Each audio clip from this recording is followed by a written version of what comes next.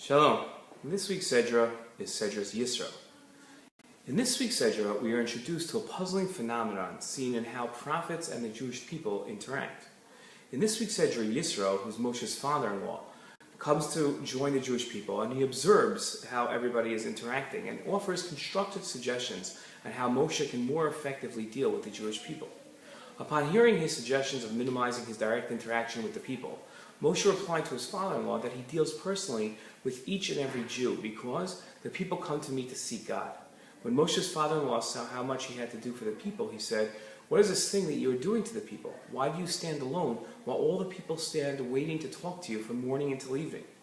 Moshe replied to his father-in-law, "It is because the people come to me to seek God."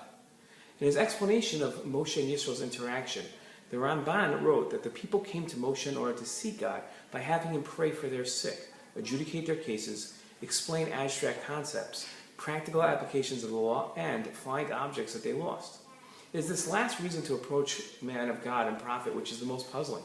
Why would people come to a prophet for a mundane reason such as losing something they've misplaced? Find the people approaching a prophet to find a lost object in an introduction to King Shaul. One time, the donkeys of Shaul's father Kish couldn't be found, the pasuk says, and Kish said to his son Shaul, "Take along one of the servants and go out and look for the donkeys." When Shaul and his servant reached the district of Zuf, Shaul said to the servant who was with him, "Let us turn back, or my father will stop worrying about the donkeys and begin to worry about us."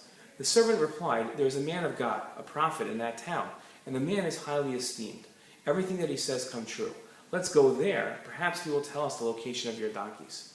The narrative interjects, formerly in Israel, when a man went to inquire of God, he would say, "Come, let us go to the seer," for a prophet of today was formerly called a seer. Lost objects are also a subject in the Torah. The Torah tells us that you shall not see your brother's ox or sheep straying and ignore them. Rather, you shall return them to your brother. But if your brother is not near you, or if you do not know him, you shall bring it into your house, and it shall be with you until your brother seeks it out. Whereupon you shall return it to him. Why is finding a lost object so important to a Jew? Why is it the subject of a number of commands? And why would it be acceptable to approach a prophet to use his prophecy to find one's misplaced items? In the verses quoted above, God described the search for a lost object as, "It shall be with you until your brother seeks it out." It is no coincidence that the efforts to find a lost object and the efforts to understand God are both described with the word seeking. The human experience is a search. It is a search for meaning, connection, and growth. This search for meaning is valuable, but the experience is a burden. Losing an object sets man on yet another search and adds to man's troubles. The prophet is given his abilities to help man find what he is seeking, to complete the human experience. The prophet's abilities aren't wasted by helping man find his mundane objects. They are used fittingly to help man complete his search. Shabbat Shalom.